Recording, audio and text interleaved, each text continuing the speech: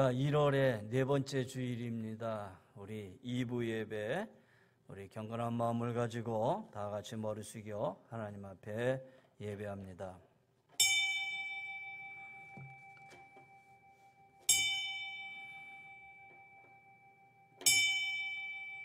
최우상 장로님 나오셔서 기도 인도해 주시겠습니다.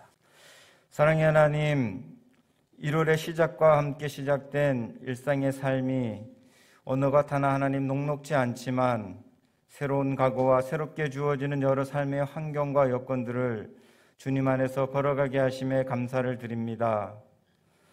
교회 안에서의 대면 예배의 소중함이 그 어느 때보다 더욱 간절한 이때 저희 자신의 믿음의 크기와 또한 주어진 직분에 대한 감당함과 삶에서 오는 여러 삶의 무게들을 잘 감당하고 있는지 고민하고 생각하며 기도로 나가야 함을 재촉하는 시기입니다. 삶에서의 여러 어려움 앞에 쉽게 무너지고 또한 감사할 수 없는 나약한 저희의 믿음을 볼 때 감히 믿음이 있는 주님의 자녀라 말하기가 부끄러운 그런 저희들의 모습입니다.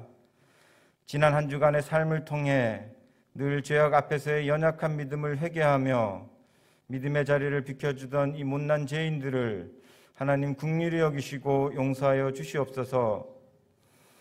하나님의 말씀을 마음에 품는 자로 그리스도의 편지와 향기로 호흡하며 살아가는 저희들이 되게 하여 주시옵소서. 모든 성도들이 흩어져 있지만 삶의 어느 곳에 있든지 그곳이 예배당임을 기억하며 있는 그곳에서 예배자로 하나님께 나아가기를 기도합니다. 세상의 경쟁에서 뒤처짐을 안타까워할 것이 아니라 하나님을 향한 열심히 사그러짐을 안타까워하며 하나님 영적인 잠, 게으름과 나태함의 잠, 죄악의 잠에 빠지지 않도록 깨어서 기도하는 저희의 삶이 되게 하여 주시옵소서. 드려지는 예배를 통해 하나님 마음속 깊은 내면의 울림을 주시고 또한 상처난 마음의 치유와 회복을 통해 늘 새로워지는 저희 삶이 되게 하여 주시옵소서. 살아계신 하나님, 이 나라를 위해서 기도합니다. 세계 모든 나라뿐만 아니라 이 나라 국민들의 건강을 위협하고 경제의 침체를 가져온 코로나19 바이러스를 통해 하나님의 뜻을 분별하게 하여 주시고 하루속히 또한 잠재우고 일상의 생활로 돌아갈 수 있는 역량과 지혜를 주시옵소서. 충분한 백신의 접종량과 또한 치료할 수 있는 치료제가 속히 개발될 수 있도록 모든 국내의 환경의 여건들을 주님 열어주시기를 기도합니다. 하여서 우리 국민 모두를 하나님의 은혜의 날개로 덮어주시기를 기도합니다. 지속적인 경제의 고통으로부터 국민들이 분열되지 않게 하여 주시며 여러 애교와 경제 현안들을 슬기롭게 극복할 수 있도록 이 나라 위정자들과 함께하여 주시옵소서. 이 위기의 시기에 정치 지도자들이 겸손과 올바른 판단력을 가지게 도와주시옵소서.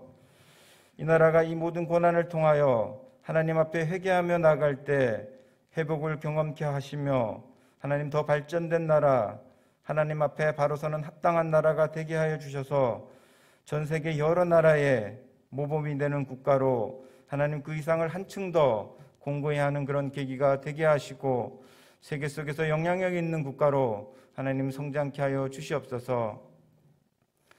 이 고난의 시기에 세상의 소금과 빛으로 부르심을 받은 한국교회가 꾸짖으시는 하나님의 음성을 잘 듣고 깨어서 회개하며 변화되게 하여 주시옵소서. 예배당에 예배하는 자가 없는 그 암울한 때가 오지 아니하도록 하나님 한국교회의 미래를 붙잡아 주시고 교회가 세상을 향한 수고와 기도를 게을리하지 않도록 하여 주시옵소서. 믿음의 역사와 사랑의 수고와 소망의 인내로 칭찬을 들었던 데살로니가 교회처럼 거룩함에 이르는 열매를 맺으며 승리하는 삶을 통해 하나님을 기쁘시게 해드리는 교회로 저희 은혜제일교회를 세워주시옵소서. 여호와의 일에 대신 주님을 바라볼 수 있게 하시고 세상 속에서 교회가 감당해야 할 소명을 잘 감당하는 교회로 또한 어려운 시기에 더욱 큰 고통으로 신음하고 있는 연약한 이웃들을 위로하는 교회로 또한 믿음의 터 위에 하나님을 사랑하고 경외하는 다음 세대들을 든든히 세워나가는 교회로 세워주시옵소서. 하나님, 무엇보다 육신의 연약함을 놓고 주님께 무릎 꿇고 기도하는 성도들이 있습니다. 나는 너희를 치료하는 여호와라고 말씀하신 야훼 라파의 하나님, 나약함을 통해 능력과 성령과 큰 확신으로 믿음의 역사를 경험하게 하여 주시옵소서. 치유의 은혜를 통해 주님께 영광 돌릴 수 있는 삶이 되게 하여 주시옵소서. 하나님, 단위에 서신 목사님의 입술을 주장하여 주시고 목사님을 통해 저희에게 주신 위로와 가르침을 마음에 담고 저희가 받은 십자가의 사랑을 꼭 세상에 흘려보내며 살아가는 저희들이 되게 하여 주시옵소서. 은혜제일교회 속 공동체로 서가는 지체들 한 사람 한 사람이 무엇을 하든 열정이 있는 삶을 통하여 주님의 자녀로 멋진 삶을 살아갈 수 있도록 주님 동행하여 주시옵소서. 새롭게 시작하는 한 주간도 주님과 함께 멋진 삶을 살아내길 기도하며 거룩하고 존귀하신 예수 그리스도의 이름으로 기도드립니다. 하나님 말씀은 사도행전 27장 9절부터 보겠습니다. 우리 경건한 마음을 가지고 하나님의 말씀을 받들어 봉독합니다. 여러 날이 걸려 금식하는 절기가 이미 지났으므로 항해하기가 위태한지라 바울이 그들을 권하여 말하되, 여러분이요, 내가 보니 이번 항해가 화물과 배만 아니라 우리의 생명에도 타격과 많은 손해를 끼치리라 하되, 백부장이 선장과 선제의 말을 바울의 말보다 더 믿더라. 그 항구가 겨울을 지내기에 불편하므로 거기서 떠나 아무쪼록 베닉스에 가서 겨울을 지내자 하는 자가 더 많으니, 베닉스는 그레데 항구라 한쪽은 서남을 한쪽은 서북을 향하였더라. 남풍이 순하게 불매 그들이 뜻을 이룬 줄 알고 닷을 감아 그레데 해변을 끼고 항해하더니 얼마 안 되어 섬 가운데로부터 유라굴로라는 강풍이 크게 일어나니 배가 밀려 바람을 맞추어 갈 수 없어 가는 대로 두고 쫓겨가다가 가우다라는 작은 섬 아래로 지나 간신히 거루를 잡아 끌어올리고 줄을 가지고 선체를 둘러감고 스르디스에 걸릴까 두려워하여 연장을 내리고 그냥 쫓겨가더니 우리가 풍랑으로 심히 쓰다가 이튿날 사공들이 짐을 바다에 풀어버리고 사흘째 되는 날에 배의 기구를 그들의 손으로 내버리니라. 여러 날 동안 해도 별도 보이지 아니하고 큰 풍랑이 그대로 있음에 구원의 여망마저 없어졌더라. 여러 사람이 오리 먹지 못하였음에 바울이 가운데 서서 말하되, 여러분이요, 내 말을 듣고 그레데에서 떠나지 아니하여 이 타격과 손상을 면했더라면 좋을 뻔하였느니라. 내가 너희를 권하노니 이제는 안심하라. 너희 중 아무도 생명에는 아무런 손상이 없겠고 오직 배뿐이리라. 내가 속한 바 곧 내가 섬기는 하나님의 사자가 어젯밤에 내 곁에 서서 말하되, 바울아, 두려워하지 말라. 네가 가이사 앞에 서야 하겠고 또 하나님께서 너와 함께 항해하는 자를 다 내게 주셨다 하였으니, 그러므로 여러분이요, 안심하라. 나는 내게 말씀하신 그대로 되리라고 하나님을 믿노라. 그런즉 우리가 반드시 한 섬에 걸리리라 하더라. 아멘. 할렐루야. 하나님의 은혜가 우리 성도들에게 함께 하실 줄 믿습니다. 영국의 옥스퍼드 대학과 캠브리지 대학의 교수를 지냈던 C.S. 루이스 목사님, 그 목사님이 쓴 책 고통의 문제라는 책이 있어요. 그 책의 한 대목에 이런 말씀이 있습니다. 제가 읽어드리겠습니다. 우리는 때때로 선하신 하나님이 어떻게 나에게 이 고통을 이라는 불평 섞인 절규를 합니다. 그런데 이 절규에는 하나님의 선하심과 절대 주권을 절대 인정하지 않겠다는 완곡한 고집이 담겨 있습니다. 만약에 인간에게 고통이 없다면 한없이 교만해져서 자신의 한계를 깨닫지 못할 것입니다. 고통은 전혀 좋은 것이 아니지만 고통을 통해서 인간은 자신의 나약한 자아를 깨달아 하나님께 돌아올 수 있게 하십니다. 고통은 하나님이 나를 위해 존재하는 것이 아니라 내가 하나님을 위해 존재한다는 철저한 하나님 중심으로 변하는 과정입니다. 결국 이 과정은 나를 부인하고 나를 죽이는 길고도 험한 길이지만 가장 가치 있는 과정입니다. 저는 이 책의 한 내용을 읽으면서 그런 생각이 들었어요. 하나님, 코로나19가 하루빨리 종식이 되어서 일상의 생활로 돌아오게 하옵소서. 모든 성도들이 어려우니까 목회자로서 이렇게 기도할 수밖에 없었죠. 그런데 이런 생각이 들어요. 모든 것이 다 하나님의 손으로부터 나왔다면 하루빨리 무조건 종식해달라고 아니라 우리가 초기에 기도했던 대로 하나님의 뜻이 어디 있는지 우리가 알게 하시옵소서. 이 과정을 통해서 우리가 변화되어야 될 것이 무엇인지 깨닫게 하여 주옵소서. 코로나19를 통해서 하나님의 선하신 뜻이 한국교회와 믿음의 성도들에게 어떻게 이루어질 것인지 빨리 속히 이루게 하시옵소서. 기도의 방법이 좀 바꿔야 되지 않겠나라는 그런 생각을 하게 됐어요. 나는 변함이 없는데, 나는 이제 어제나 오늘이랑 똑같은데 무조건 종식시켜달라고 한다면 그것은 하나님의 행하신, 하나님이 이끌어 가시는 이 역사의 삶 속에서 나는 아무것도 알지 못하고 깨닫지 못하고 살아가고 있다는 거 아니겠어요? 여러분 한번 돌아보십시다. 지나온 우리들의 신앙을 돌아보고 또 지나온 우리들의 믿음의 모습을 다시 한번 돌아보면서 여기에도 분명히 하나님이 우리에게 주시는 메시지가 있다라는 사실을 우리가 밝히 알아야 되고, 그리고 그 뜻이 이루어질 수 있도록 우리가 기도해야 되는 줄 믿습니다.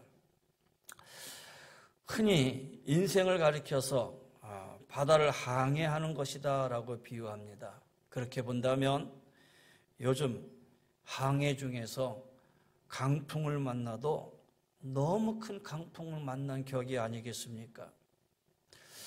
이 강풍이 하도 세다 보니까, 그것도 기한이 한두 달이 아니라 1년이 넘게 지나가다 보니까 두렵기도 하고 무섭기도 하고 또 앞으로 어떻게 변해질지 모르는 막막한 가운데 놓였기도 하고, 때로 한편으로는 짜증도 나고, 안 그렇습니까?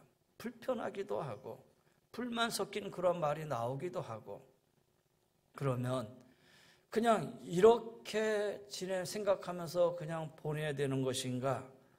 그건 지혜로운 방법이 아닌 것 같아요. 강풍이 불어오면은 멀거니 바라보거나 걱정하는 것으로 끝나는 게 아니라 강풍이 언제 물러갈까라고 지켜볼 것만 아니라 이 강풍을 어떻게 지혜롭게 헤쳐나갈 것인가 우리가 생각하고 하나님 앞에 기도하고 궁리하는 것이 지혜로운 일이 아니겠느냐라는 거예요. 다시 말씀드리면 거친 파도만 바라보고 불평하거나 걱정할 게 아니라 파도를 타는 법도 우리가 배워야 되지 않겠느냐라는 거예요. 오늘 말씀의 주제가 바로 여기에 있습니다. 오늘 이 말씀을 함께 우리가 상고하면서 인생의 바다에, 우리가 항해하고 있는 인생의 바다에, 아니 우리가 항해하고 그 배에 타고 있는 한국 교회에 또 이 민족에게 당한 이 강풍이 우리가 어떻게 이기며 나아갈 수 있겠는가, 그 지혜를 한번 생각해보고 터득해보는 이 시간이 되시기를 바랍니다. 오늘 성경의 본문은 바울이 복음을 전하다가 로마 이제 체포를 당합니다. 그리고 재판을 받아야 되는데 바울은 로마의 시민권을 가지고 있기 때문에 시민권자로서 황제에게 직접 상소할 수 있는 상속 권한을 가지고 있어요. 그래서 바울은 내가 여기에서 재판받지 않고 로마의 황제한테 가서 내가 재판을 받겠다, 상소권을, 그 권리를 이제 행사를 해서 이제 로마 군인으로부터 호송을 받고 로마로 가게 되었어요. 로마로 가고 있는 그때에 그 배를 타고 가던 중에 그 배가 유라굴로라고 하는 큰 강풍을 만납니다. 거센 해오리와 같은 돌풍을 동반한 태풍입니다. 허리케인 같은 큰 강풍입니다. 그 강풍이 얼마나 센지 그 배가 견디지 못하고 표류하다가 마침내 파선의 위기를 다 맞이하게 됩니다. 자칫 잘못하면 배에 타고 있는 모든 사람들의 생명을 잃을지도 모르는 그런 상황입니다. 그런 극한 상황에서 제수의 신분이었던 바울이 승객 전원을 다 구해내는 그러한 놀라운 반전의 이야기가 오늘 본문의 이야기입니다. 분명 그 배에는 선장도 있었고 선원도 있었고 선주도 있었고 또 제수들을 호송하는 로마 군인들을 또 리더하고 있는 백부장도 있었고 나름대로의 전문적인 지식과 힘과 능력을 가지고 있는 사람들이 있었는데 그런 사람들보다는 바울이 이 배에 타고 있는 모든 사람들을 구원해내는 그런 역할을 감당했다는 것은 정말 놀라운 일이 아닐 수가 없어요. 어떻게 이런 일이 가능했겠느냐? 결론의 얘기지만 한마디로 얘기한다면 하나님과 그 하나님을 믿는 신앙, 믿음 때문이었다라는 거예요. 자, 이 부분을 중심으로 우리가 한번 살펴보면서 본문의 말씀을 보려고 그래요. 여러분, 위기는 어느 때 찾아오느냐? 여러분 각자의 삶 속에서도 찾아오는 위기가 분명히 있습니다. 그 위기는 어느 때 찾아오느냐라는 문제예요. 자, 오늘 본문의 말씀을 보세요. 9절에 여러 날이 걸려 금식하는 절기가 이미 지났으므로 항해하기가 위태한지라. 그래서 바울이 일어나서 지금은 항해하면 안 됩니다 라고 권합니다. 근데 여기서 우리가 주목해야 될 것이 금식하는 절기가 이미 지났다 그랬어요. 이 금식하는 절기는 유대인의 속죄일입니다. 유대인의 속죄일은 9월부터 10월 초에 해당이 됩니다. 근데 일반적으로 이 배의 항해는 10월이 넘어서는 항해하기가 어려운 때입니다. 이게 일반적으로 많은 사람들이 생각하고 있는 10월이 넘어서는 항해하다가는 어떠한 일이 당할 줄 모르기 때문에 항해를 거의 안 하는 상황이에요. 그런데 항해를 했다. 여기는 금식하는 절기가 지났다는 것은 이미 10월이 지나갔다는 거예요. 그러면 이제 항해하는 절기가 지나간 거예요. 항해해서는 안 돼요. 그래서 바울이 일어나서 안 됩니다 라고 얘기를 해요. 그런데 왜 이들이 이 바울의 말을 무시하고 항해를 하게 되었느냐? 한마디로 얘기하면 인간의 욕심이에요. 사람의 욕심이에요. 여러분, 위기는 어느 때 다가오냐면 우리가 갖고 있는 이 욕심 때문에 위기가 와요. 그럼 이 욕심이 무슨 욕심이냐? 여러분, 이 배는 사람들만 타고 있는 배가 아니에요. 제수들을 호송하는 배만 하는 게 아니에요. 원래 이 배는, 바울이 타고 있는 이 배는 양곡을 운송하는 배예요. 그래서 선장은 이 배에 양곡을 가득 채웠어요. 그리고 때마침 제수들을 호송해야 되니까 로마 병정들에 의해, 로마 군사들에 의해서 자, 가는 김에 우리 제수들도 태우고 가자. 그래서 태우고 가는 거예요. 이 배에 양곡이 가득 채웠다는 말은 이 배를 빨리 로마로 가서 로마에다가 풀어서 팔아야 돼요. 그래서 자신의 이득을 취해야 되는 거예요. 이들의 목적은 빨리 이것을 팔아서 빨리 또 자기의 어떤 욕심을 채우는데 일단 목적이라는 거예요. 그래서 지체하면 안 돼요. 그래서 항해해서는 안 될 그때에 항해를 하기 시작한 거라는 거예요. 여러분, 빨리 양곡을 팔아야겠다는 인간적인 욕심 속에서 다른 사람의 소리는 안 들어와요. 아무리 좋은 얘기를 해도 그 소리가 들어오지 않는다라는 거예요. 목회를 하다 보면 가끔 사람들과 상담을 하게 되죠. 근데 상담하기 정말 어려운 사람이 어떤 사람이냐면 수단과 방법을 가리지 않고 자기의 뜻을 이루려고 하는 사람이에요. 그러면 상담할 이유가 없죠. 그냥 그대로 하면 되는데. 근데 상담하면서 여전히 거기에 자신의 뜻을 넣고 자신의 생각을 넣고 그 말에 목회자인 내가 동의해 주기를 바라는 거예요. 근데 들어보면 아니거든요. 분명히 가서는 안 되는 길이에요. 분명히 해서는 아니 되는 일이다라는 거예요. 그런데 여전히 자기의 생각과 뜻을 이루기 위해서 그는 뭐예요? 자기 안에 이미 인간적인 욕심으로 차 있는 거예요. 그 길이 아니라고, 그 일을 해서는 안 된다고 이렇게 얘기를 한다면 어떻게 되겠어요? 사랑이 없다고 그럴 것이고, 그리고 기도하는데 축복해 주지 않으면 왜 이 일을 목사님이 축복해 주지 않느냐고 말할 것이고, 참 안타깝지요. 여러분, 욕심이라는 게 그렇다라는 거예요. 욕심이라는 게. 오래전에, 벌써 오래됐네요. 오래전에 어떤 성도님 두 부부 집사님이 우리 교회에 오셨어요. 사업을 하다가 이리저리 어렵고 힘들어서 우리 교회에 오신 거예요. 그런데 오셔서 등록을 하고 그 다음에 상담을 하고, 그 다음에 내가 여기 구역에서 사업을 하니까 목사님 기도해 주세요. 그래서 찾아가서 기도도 해드리고, 그리고 그 다음 주에 제가 설교를 하는데, 설교에 무슨 설교를 했냐면, 하나님이 하나님의 뜻에 맞지 아니하는 축복을 해줄 수 있겠느냐. 축복은 하나님의 손에 있는 거지 인간의 마음대로 되는 것이 아니다. 근데 이분이 나중에 뭐라고 얘기를 하냐면, 목사님, 내가 교회 나오는 목적은 복 받기 위해서 나오는 건데, 만약에 복을 얘기하지 않으면 내가 교회 다닐 이유가 어디 있습니까? 그래서 제가 한마디로 그런 얘기를 했어요. 그러면 그렇게 말하는 교회로 가십시오 그랬어요. 그렇게 설교하는 교회로 가십시오.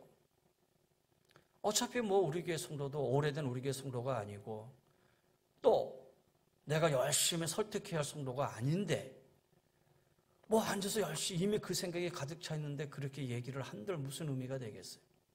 그래서 가시라고 했어요. 여러분, 그래요. 인간의 욕심이 결국은 위기를 가져오게 되는 거예요. 그가 아무리 깊은 신앙, 오래 신앙생활을 했대도 그 신앙의 밑바탕은 뭐예요? 자기 욕심 채우기 위한 거예요. 그러다 보니까 위기를 계속 겪으면 나올 수밖에 없는 것이죠. 자, 첨화대가 길어졌는데 그 다음 보세요. 10절 11절에 보니까 바울이 일어나서 이제 안 됩니다 라고 얘기를 해요. 근데 잘 보세요. 10절에 말하되 여러분이요, 내가 보니 이번 항해가 화물과 배뿐만 아니라, 이렇게 얘기를 합니다. 바울이 내가 보니, 이거 그냥 무심코 넘어갈 수 있는 말인데, 바울이 내가 본다라는 이 말은 뭐예요? 바울이 가지고 있는 영적인 통찰력을 가리키는 거예요. 복음을 전하는 가운데 오랜 경험도 있었겠지만 그와 동시에 바울은 기도의 사람이에요. 기도하면서 느껴지는 영적 감각이 있었다라는 거예요. 그러기에 바울은 확신찬 어조로 내가 보니까 이거는 항해하면 안 되는 것이다 라는 거예요. 그런데 그 다음 11절에 보세요. 백부장이 선장과 선주의 말을 바울의 말보다 더 믿더라 그랬어요. 아니, 백부장 입장에서 보면은 당연할 수도 있겠지요. 여기 선장도 있고 여기 선주도 있고 그 다음에 늘 다니는 선원들이 있는데, 지금 죄수의 몸으로 가고 있는 바울의 말을 믿는 것보다 선장의 말을 믿는 게 더 낫겠지요. 어떻게 보면은 이 백부장은 선장의 말을 믿는 것이 당연한지도 모르겠어요. 근데 여러분, 위기는 언제 오느냐? 인간의 철학과 방법을 하나님보다 더 의지할 때 온다는 거예요. 인간의 지식, 경험, 기술, 이 모든 것이 필요 없다고 주장하는 건 아니지만 그 한계를 알아야 되지요. 아무리 지식과 학문과 기술이 발달해도 인간은 단지 인간일 뿐이에요. 다 된 줄로 생각하면 착각이라는 거예요. 그래서 오늘 우리 믿음의 자녀들은 절대 주권자 하나님 앞에 겸손해야 된다는 거예요. 인생의 미래는 하나님의 고유 영역이에요. 점을 친다고요? 예언을 받는다고요? 여러분, 소용없어요. 알 수 없다라는 거예요. 그게 가능하다면 뭐 점쟁이들 다 부자 될게요. 오늘날의 가장 큰 위기는 뭐냐? 하나님의 말씀을 말씀으로 믿지 않는데 큰 문제가 있는 거예요. 마치 소돔성이 멸망할 때에 롯의 사위들이 롯의 말을 농담으로 여겼잖아요. 하나님의 말씀을 그저 내가 종교생활하는 데 있어서의 한 부분으로 위대한 선인들이 말하는 그런 영향력 있는 말의 한마디로 내가 그 이야기를 이해하고 받아들인다면 여러분 반드시 우리 인생 속에 위기가 올 수밖에 없을 거예요. 내가 보니 바울의 영적인 통찰력을 저들이 무시했어요. 기도하는 사람들의 말을 믿지 않았다라는 거예요. 사랑하는 성도 여러분, 하나님의 말씀 안에 서시기를 바랍니다. 하나님의 말씀이 내 안에 있어서 그 말씀 안에서 분별하며 살아가시기를 바랍니다. 또 어느 때 위기가 오느냐? 자 보세요. 12절에 보니까 그 항구가 겨울을 지내기에 불편하므로 거기서 떠나 아무쪼록 베닉스에 가서 겨울을 지내자 하는 자가 더 많으니, 백부장이 딱 보니까 사람들이 백부장님 여기 선장의 말을 믿고 우리 그냥 베니스로 갑시다. 베니스로 가자는 사람이 더 많은 거예요 지금. 그러면 소수보다 다수의 말을 따라가야 되지 않겠어요? 대부분 대다수의 사람이 원할 때 항해를 강명도 했고 다수의 사람들이 원할 때 그 일을 행하게 되잖아요. 물론 다수의 의견은 존중해야 돼요. 그런데 사람은 완전하지 못해요. 거기는 위험이 있다는 사실을 알아야 돼요. 왜 사람들이 베닉스로 가자고 했느냐? 지금 머물고 있는 미항이 더 따뜻하고 살기는 좋은 거예요. 그런데 그곳은 재미없는 항구예요. 근데 베닉스는 그 한락의 도시예요. 유흥이 많은 도시예요. 인간적으로 놀아야 할 것이 많이 있는 곳이에요. 그러니까 이왕 겨울을 지낼 것 같으면 재미없는 미항에 있는 것보다 한락의 도시인 베닉스로 가서 지내는 게 더 낫지. 사람들의 생각이 그런 거예요. 그러니까 사람들이 갑시다. 마치 예수님을 십자가에 세워놓고 빌라도가 이 사람은 죄가 없다라고 손을 씻고 선언했는데도 불구하고 다수의 사람들이 십자가에 못 박아라. 그러니까 예수님을 내어주고 나는 죄가 없다 그랬지만 결국은 본디오 빌라도에게 고난을 받으사 이렇게 표현되었잖아요.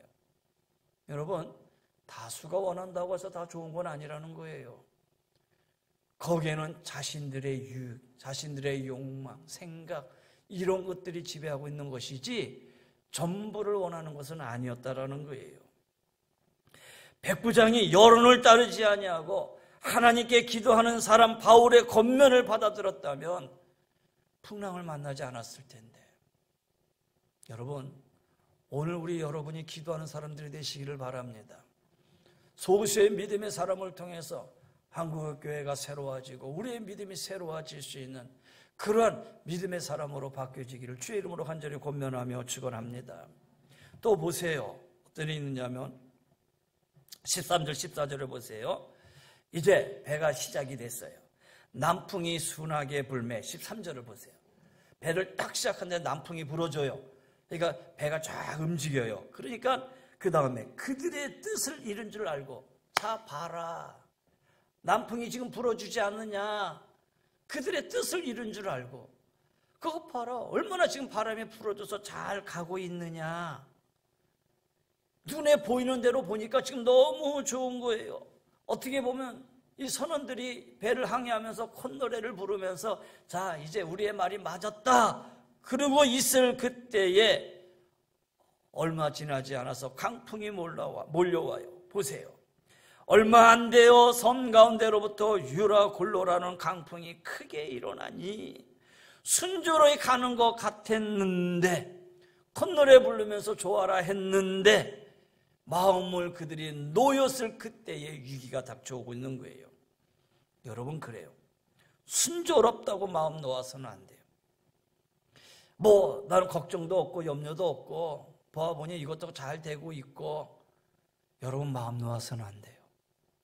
여러분이 잘 된다고 생각할 그때에, 이 어려운 때도 우리의 사업이 그래도 잘 나가고 있고, 이 어려운 때도 그래도 나는 편안하게 잘 지내고 있다, 이렇게 생각하고 있는 그때에 여러분, 그때일수록 마음 놓아서는 안 된다는 거예요.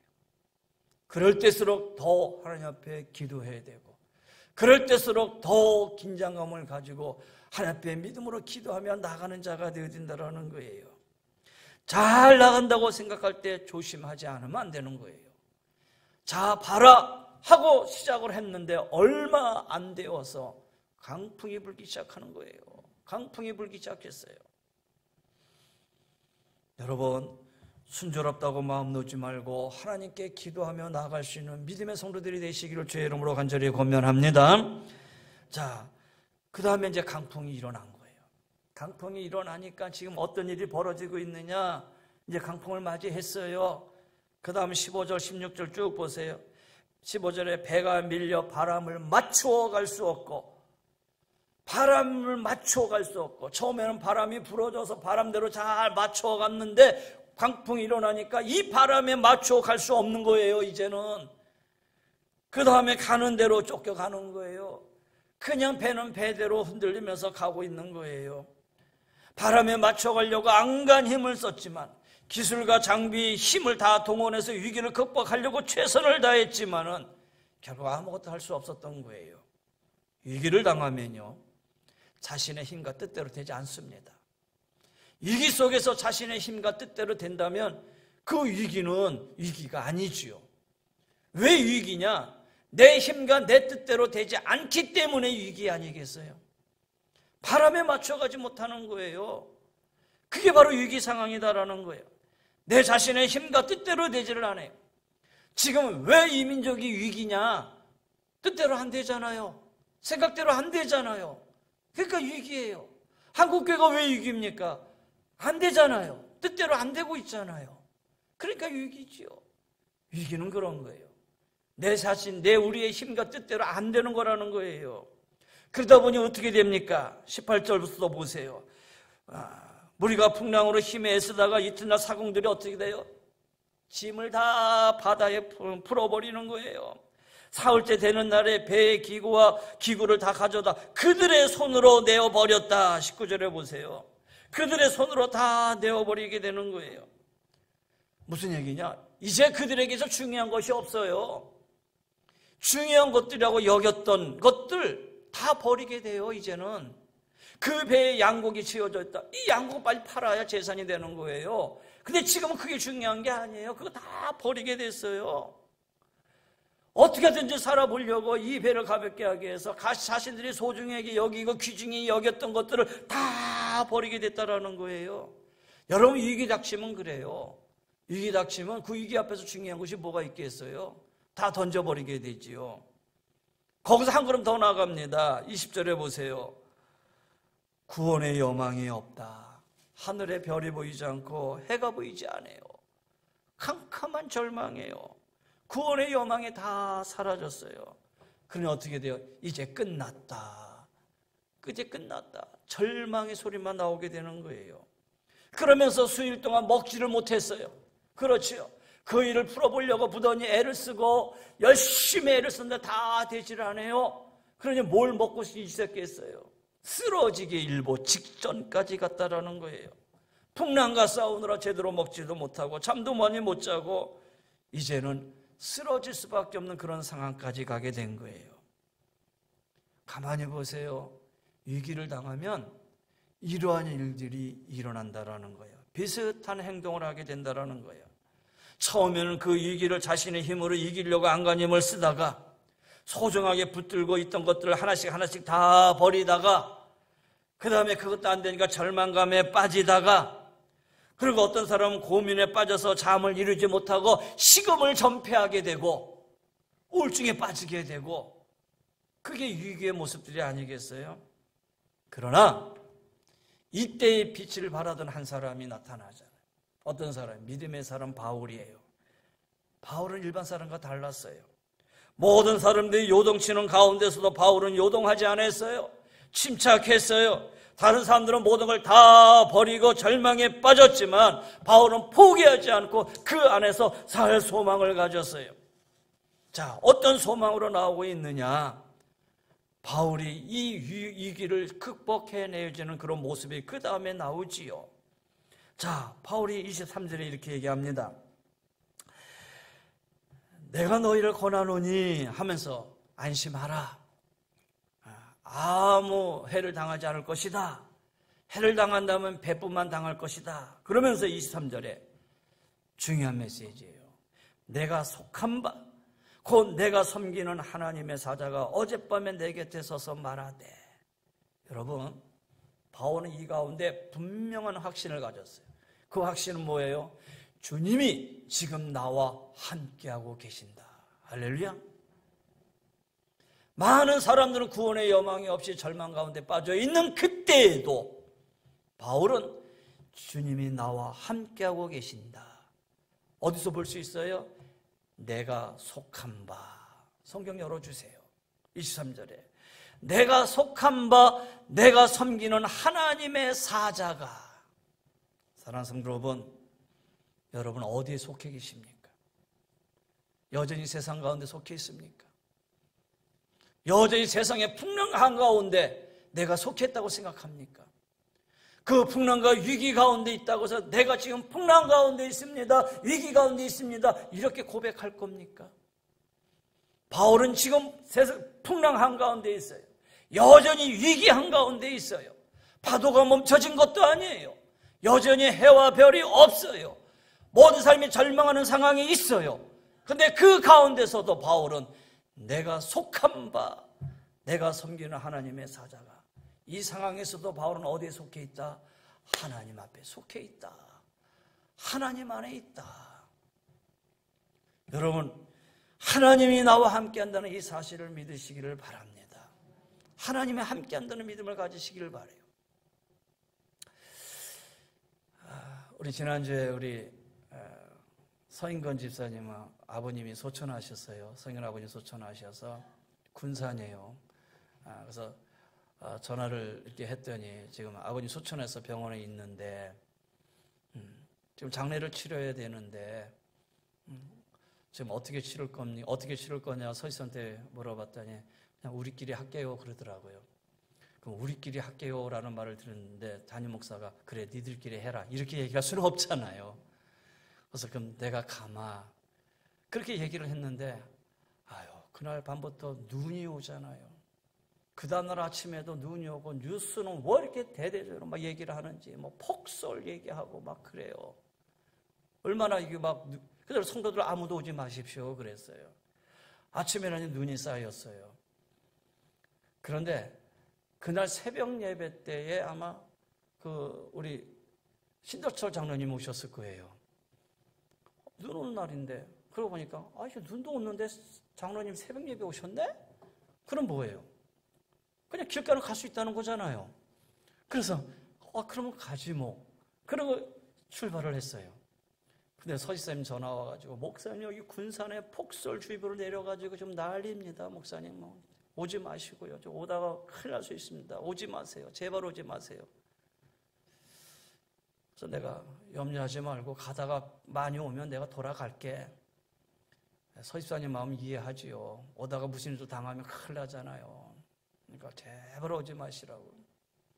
근데 제가 출발할 때 내 호주머니에 우리가 1차 그 성지순례 갔을 때에 성지순례 우리 성도들하고 갔을 때에 베들레헴에서 사온 십자가 아십니까? 십자가 이렇게 나무로 된 십자가 조그매요.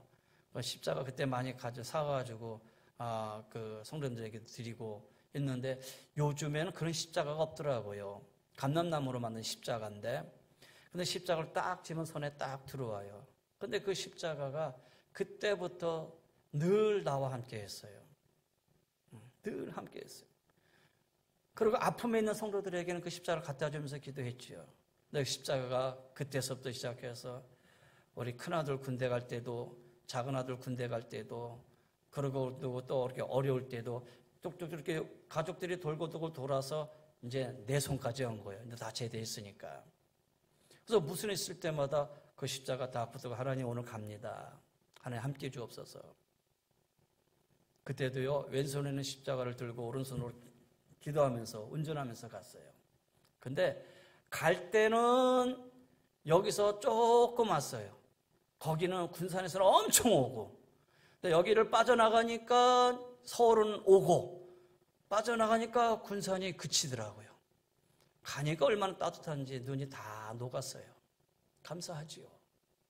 여러분, 별거 아닌 것 같지만 우리는 어떤 상황 속에서 하나님이 함께 하신다라는 이 믿음의 모습은 버리지 마셔야 돼요. 그렇잖아요. 내가 주의 일을 이루러 가는데, 하나님의 일을 이루러 가는데 하나님이 함께 해주지 않겠어요? 여러분, 믿음 가지고 사시길 바랍니다. 여기 두 번째 뭐가 있냐면 보세요. 바울이 이렇게 얘기하잖아요. 내가 가이사 앞에 서야 하겠고, 가이사 앞에 서야 하겠고. 이 말은 뭐예요? 지금 바울은 제수의 몸으로 가는데 가이사 앞에 서야 된다는 말. 나는 반드시 로마에 가야 된다. 그러면 로마에 가서 나는 재판받는다가 아니라 바울이 로마로 가는 목적은 뭐예요? 로마에 가서 나는 복음 전하겠다라는 거예요. 재판보다는 복음이 우선이었어요. 그건 뭐예요? 바울은 분명한 소명의식을 가지고 있었다라는 거예요. 여러분, 위기 극복의 원리의 두 번째는 소명의식을 분명히 하세요. 나는 주님으로부터 받은 이 소명의 의식이 분명해야 돼요. 목사는 목사로서의 소명의식이 분명해야 되고, 장로님은 장로님으로서의 소명의식이 분명해야 되고요. 기도하는 권사님은 권사님으로서의 소명의식을 분명히 하셔야 된다는 거예요. 권사로서의 사명을 망각하고 장로와 목사로서의 사명을 망각해버린다면 위기는 극복할 수가 없어요. 바울은 죄수의 몸이에요. 그럼에도 불구하고 그는 사명을 분명히 했어요. 나는 가이사 앞에 서야 된다. 하나님이 말씀하시잖아요. 너는 가이사 앞에 설 것이다. 그러니 어떻게 돼요? 하나님이 지금 지켜주신다라는 거 아니겠어요? 우리가 소명을 분명히 할 때에 위기를 극복할 수가 있어요. 우리를 향하신 주님의 소명을 이루기 전에 주님이 이 세상에서 데려가지 아니하심을 확신하시고 그 소명을 이루고자 하는 결심을 굳게 할 때에 눈앞에 풍랑을 침착하게 헤쳐나갈 수가 있는 거예요. 그러면서 25절에 나는 믿는다라는 거예요. 내게 말씀하신 그대로 되리라고 하나님을 믿노라. 내게 말씀하신 그대로 나는 하나님을 믿겠다. 하나님의 음성을 들었어요. 그러나 여전히 풍랑 가운데 있어요. 그러나 바울은 환경을 바라보지 않고 하나님의 약속을 그대로 믿었어요. 요동하지 않았어요. 흔들리지 않았어요. 그리고 그 위기를 극복할 수가 있었다라는 거예요. 아무리 말씀해도, 아무리 하나님이 말씀을 해도 그 풍랑 속에서 바울이 이 말씀을 믿지 않는다면 소용이 없는 거 아니겠어요? 바울의 이 믿음은 성난 파도를 바라보지 않고 파도를 넘어서 로마를 바라보고 되었고요. 가이사 황제에게 복음을 전하는 그날을 바라봤기 때문에 여전히 검은 구름의 빛을 가려서 강풍은 불어오지만 그 검은 구름 속에서 여전히 빛나는 태양이 있었다라는 거예요. 믿음은 위기 상황에 온갖 장애를 뚫고 하나님의 약속이 이루어질 그날을 바라보는 게 믿음이에요. 믿음은 지금 눈에 보이지 않지만 소망하는 그것을 확실히 이루게 된다는 것을 붙잡고 나가는 것이 믿음이에요. 요즘 우리가 유라굴라의 강풍 속에 그 한가운데 우리 모두가 들어가 있다 하더라도 이 위기 상황에 압도당해서 모든 것을 포기하거나 절망하는 것이 아니라 바울처럼 주님의 임재와 소명과 약속을 확실히 믿고 초연히 이기에 대처하며 나가는 그런 지혜가 있어야 될 줄 믿습니다. 바울은 이 일이 지난 후에 뒤에 로마서 8장 37절에 보면 이 모든 일에 우리를 이기는 사랑하시는 이로 말미암아 우리가 넉넉히 이기느니라 후에 이런 고백을 하게 되잖아요. 자, 이제 결론적인 얘기를 하려고 합니다. 위기 속에서 뭘 얻게 되느냐? 무엇이 소중한가를 깨닫게 되는 거예요. 무엇이 소중한가? 보세요. 그들이 소중하게 여기던 걸 다 버렸어요. 여러분, 전에는 이것이 소중했어요. 이 보물이 소중했고 내가 가장 아끼는 이것이 소중했고, 그런데 위기의 상황 안에 보니까 다 소용없어. 뭐가 소중한 거예요? 생명이 소중한 거예요. 생명이 소중한 거예요. 위기 속에서 깨닫게 되는 것은 생명의 소중함을 깨닫게 되는 것이죠. 사랑하는 성도 여러분, 여러분 위기 속에서 우리 영혼의 생명이 얼마나 중요한 것인지, 내가 하나님 앞에 구원받았다고 하는 이 구원의 은혜가 얼마나 귀중한 것인지, 그거 여러분 깨달아야 되지 않겠어요? 만약에 여러분의 구원의 은혜가 영혼의 소중함을 깨닫지 못했다면, 더 나아가서 정말 많은 성도들 안에서 성도들이 예배를 드리지 못하는 이 상황 속에서 한 사람 한 사람 한 사람의 영혼이 얼마나 소중한지 우리 모두 깨닫게 되잖아요. 그 영혼의 소중함을 깨닫는 거, 이거 하나님의 은혜이지요. 그렇잖아요. 더 나아가서 이제는 사람의 말보다 하나님의 말씀에 귀를 기울이게 되었다라는 거예요. 하나님의 말씀에 귀를 기울이게 되는 거예요. 또 하나는 하나님의 깊은 은혜를 체험하게 되었다. 보세요. 그 일이 있은 후에 35절부터 거의 뒤에 쭉 보시면은 그들이 먹기를 시작했고, 그 다음에 배에 있는 무리의 수가 전부 276명이 다 구원받게 되었고, 오늘 이 위기 가운데 강풍 가운데서의 주인공은 바울이었다라는 거예요. 그리고 28장에 가서 보면은 멜리데 섬에 도착하게, 멜리데 섬에 겨우 다 도착하게 되고, 거기에 이제 사람들이 나와가지고 그래도 그 사람들 도와주잖아요. 벌벌 떨고 있으니까 모닥불을 펴가지고 이제 따뜻하게 해주는데, 거기도 바울도 앉았는데 모닥불 사이로 독사 한 마리가 나와가지고 바울을 물어요. 야, 저 사람 무슨 죄를 저렇게 졌길래 독사가 저 사람의 손을 무느냐? 얼른 물고 가는 게 아니라 독사가 바울의 손을 물고 대롱대롱 매달려 있는 거예요. 사람들이 저 사람은 죽었다 했는데 바울이 멀쩡한 거예요. 그래서 그 섬에 추장집에 가서 아파 있는 그를 기도하고 낫게 해주고, 그리고 그 부족이 다 예수 믿고 구원받는 역사가 그 다음 이 얘기로 나오고 있어요. 자, 사랑하는 성도 여러분, 두려워하지 마십시오. 하나님 안에서 모든 게 이루어집니다. 크게 보면은 나라 안팎에 이루어진 일들, 우리 교회 공동체에서 이루어진 일들, 작게 보면은 여러분 개개인의 일 속에서 닥쳐져 있는 여러분의 개인적인 위기, 어려움, 그 다음에 고통 분명히 있습니다.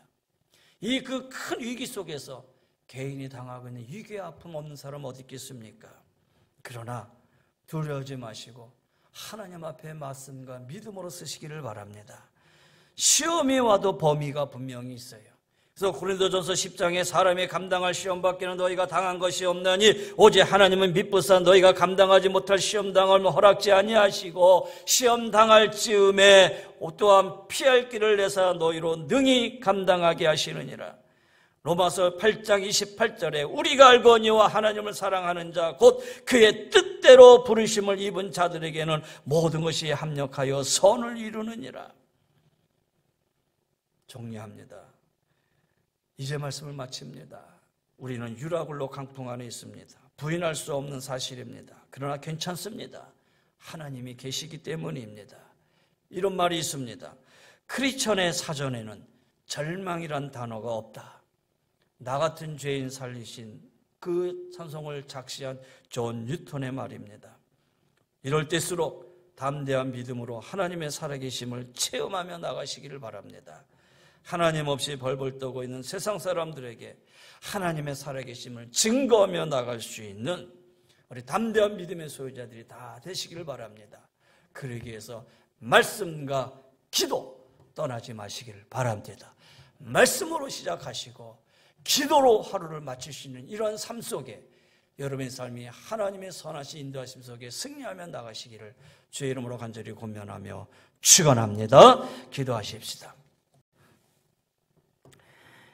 이제는 우리 주 예수 그리스도의 은혜와 우리 하나님의 그 무한하신 사랑하심과 성령의 감화감동 멸려 인도 충만하여 주시며 소명을 분명히 하고 내가 주님 앞에 속해 있습니다. 믿음의 고백 속에 말씀을 그대로 믿고 이 어려운 풍랑을 이겨 승리하기를 원하는 우리 사랑하는 귀한 성도님들의 가정 위에, 삶의 터전 위에, 영육의 강건함 위에, 자녀들 위에, 하나님 더 나아가 우리 은혜제일 공동체 모두 위에, 하나님 민족과 한국교회 위에, 방송으로 함께하고 있는 우리 모든 성도님들 한 분 한 분 위에 주의 은혜가 영원히 항상 함께하여 주시기를 간절히 축원하옵나이다.